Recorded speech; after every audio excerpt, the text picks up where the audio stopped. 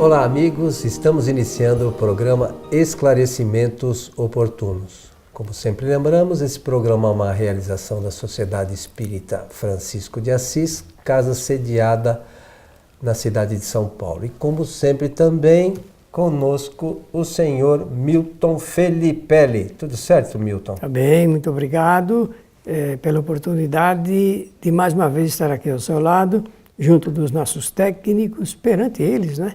E para a realização do nosso programa. Aproveitar da oportunidade, meus amigos, para desejar a todos que os bons espíritos nos ajudem sempre.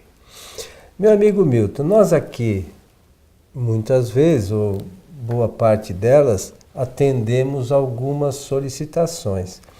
Por vezes tem alguns temas que fazem parte da nossa pauta, né? E a gente, quando tem um espaçozinho, a gente vai incluindo, né? No nosso programa. E um dos temas que nós havíamos separado aqui para conversar, né, e levar aos nossos amigos, é um tema interessante, que é o milagre nosso de cada dia, né, Milton? Falar um pouquinho da visão espírita sobre essa questão relacionada com os milagres, que está lá no capítulo 13 do livro A Gênese. Deste livro aqui. Esse aqui é a Gênese. É a Gênese. Então, é esse. Esse aqui. É isso, capítulo 13, tô certo? Está certíssimo, está certíssimo. Esse capítulo, Allan Kardec escreveu e incluiu, essa é a última obra de Allan Kardec. A Gênese. A Gênese, a Gênese. Ele desencarnou em 1869. Então não foi a última obra escrita por Kardec, porque ele escreveu um livro, é interessante o livro que ele escreveu, a respeito de como organizar uma biblioteca espírita. E Kardec deixou esses originais e nós tivemos acesso recentemente aqui no Brasil, em decorrência de um esforço interessante do nosso companheiro Eduardo Carvalho Monteiro, que é saudoso, que já partiu, já desencarnou, e que encontrou nos alfarrábios de um tradutor argentino, o Florentino Barreira, e então ele aproveitou a oportunidade e trouxe. Então, eu só estou falando isso por uma questão histórica. Esse aqui não é a última obra, é a última obra publicada por Kardec, mas ele deixou esse livro, os originais, né? E sobre como organizar uma biblioteca espírita. A gente, quem sabe, na frente vai falar sobre isso. Entretanto, é preciso fazer o comentário. É uma obra, esta, a Gênese, é uma obra importantíssima para nós. Kardec deu um subtítulo seguinte: Os milagres e as predições segundo o Espiritismo. Isto é, a ótica espírita envolvendo esse assunto ligado com os milagres. Os milagres nós já sabemos que é um tema escolhido, selecionado e faz parte do índex religioso do catolicismo. Então, a religião, ela faz a designação de milagres, tudo quanto não possa ser explicado. Então, não podendo explicar, é um milagre para o regime religioso. Agora, Allan Kardec foi além. Ele levantou a cortina misteriosa do milagre e escancarou esse assunto de uma forma tão clara que nós vamos ter a oportunidade de ver hoje aqui pela voz do Antônio Coelho Filho. E isso veio com tanta veio com tanta força para nós, essa eu acho que é a palavra mais adequada, para garantir que entendamos que tudo tem que ter uma explicação científica. Aquilo que não passa pela explicação científica, nós temos que tomar cuidado. E o Espiritismo é uma ciência de explicação sobre o invisível. No início desse capítulo,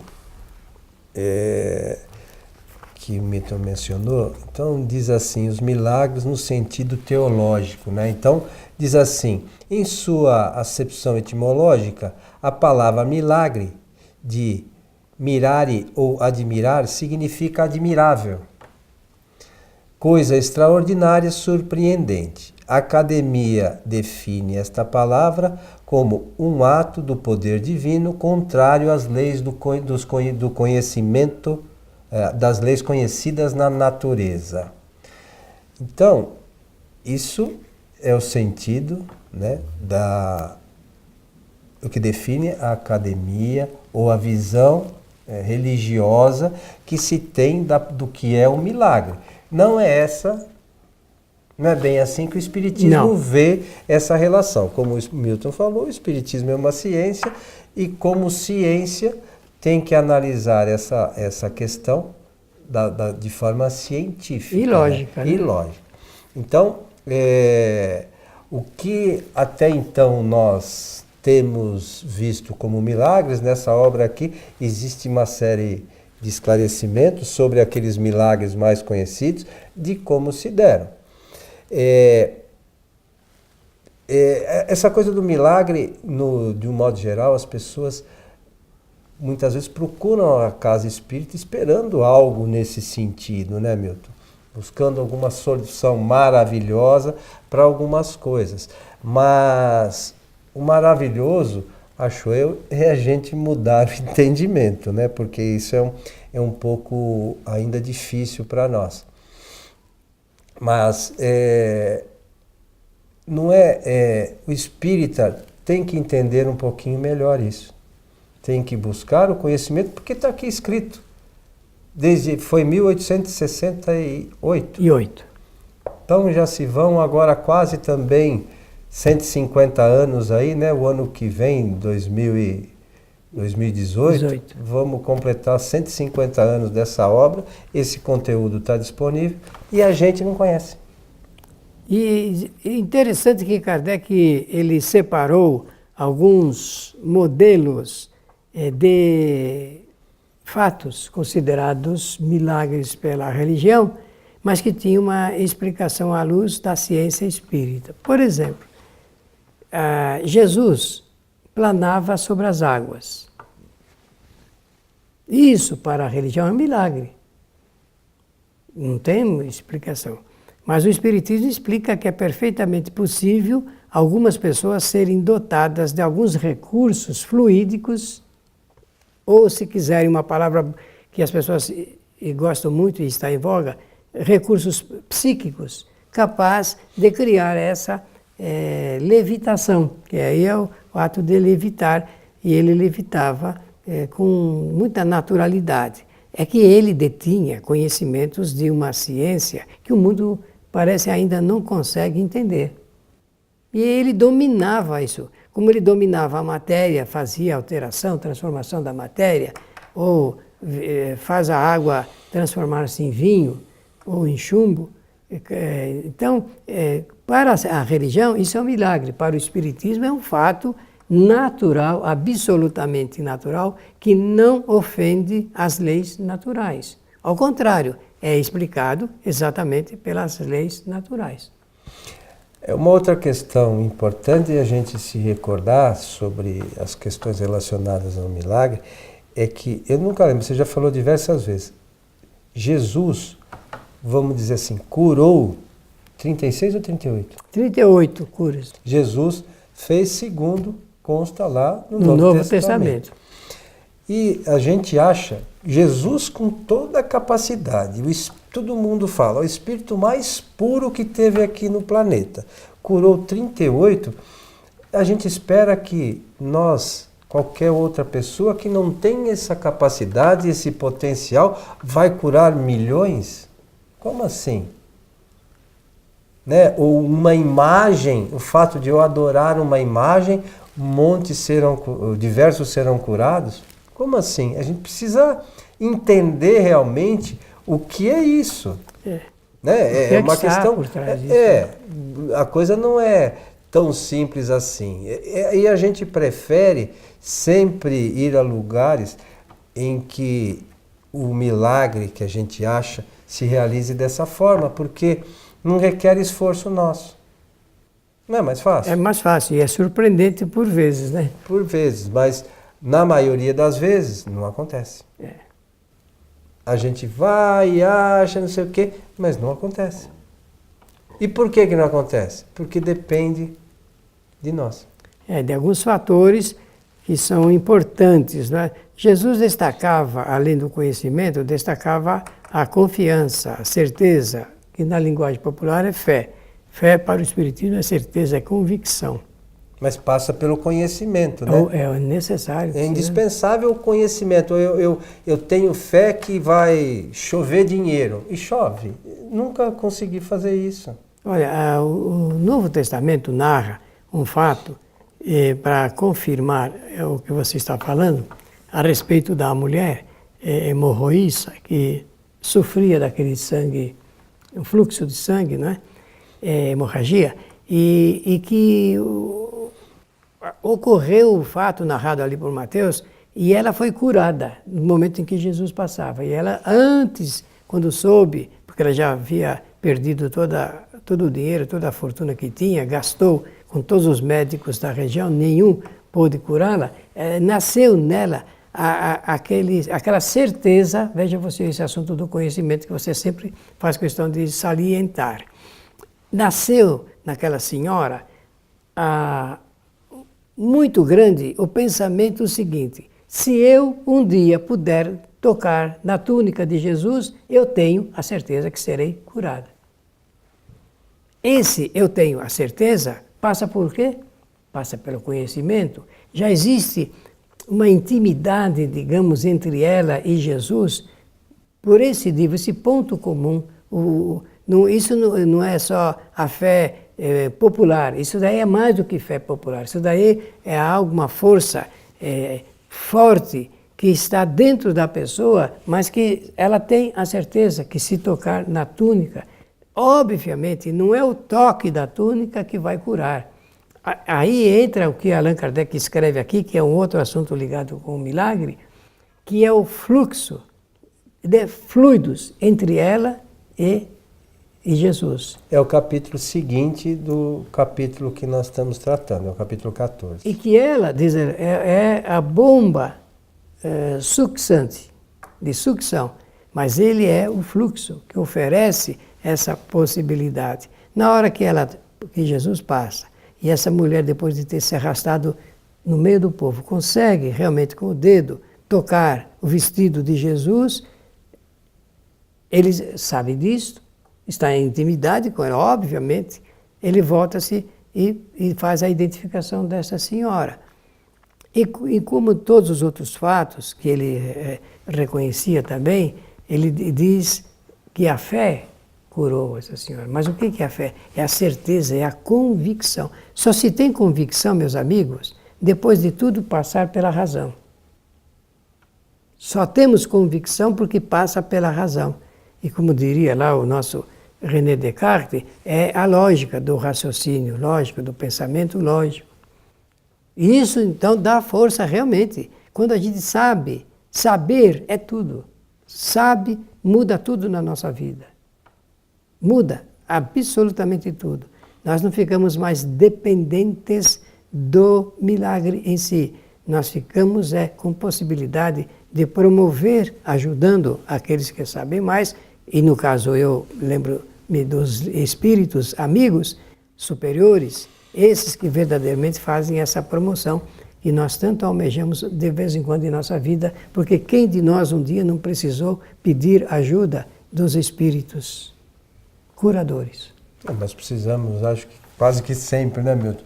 Mas uma grande questão é essa, nós já falamos, do conhecimento, entender realmente, inclusive os espíritas, de como se processa as questões relacionadas com o passe, né? Sim, e é um outro assunto que é chamativo. É chamativo, mas como é que funciona isso?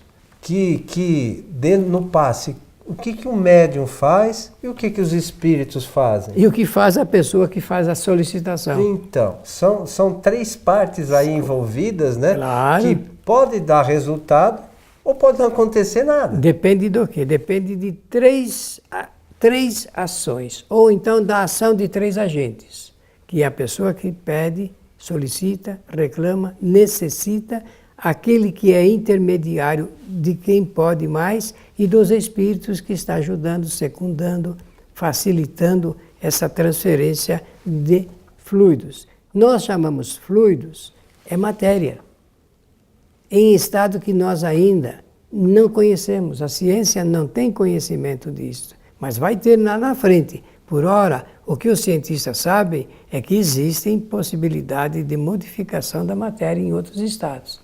E o Espiritismo chama de fluidos, e através de fluidos, Jesus fez toda essa ordem do que a religião chama de milagres, de fatos e acontecimentos que surpreenderam o mundo. Até hoje se estuda esses assuntos. Por que até hoje se estuda? Porque ainda permanece sob o véu misterioso e na galeria dos milagres para a religião, mas para o Espiritismo, um assunto tão comum, tão natural, que nós, os espíritas, já deveríamos entender. Dominar, né? E dominar. Mas talvez seja também pela falta de estudo. E nós mesmos, a cada momento que estudamos novamente o assunto, né, Milton? A gente sempre aprende um pouco mais. Essa certeza. É uma outra questão. Mas essa questão do estudo dos fluidos é de fundamental importância nas questões relacionadas com a cura, né, que a gente relaciona com o milagre. Então, como o Milton falou, existem três partes: a do médium, a dos espíritos e a do necessitados, vamos chamar assim, né, do encarnado.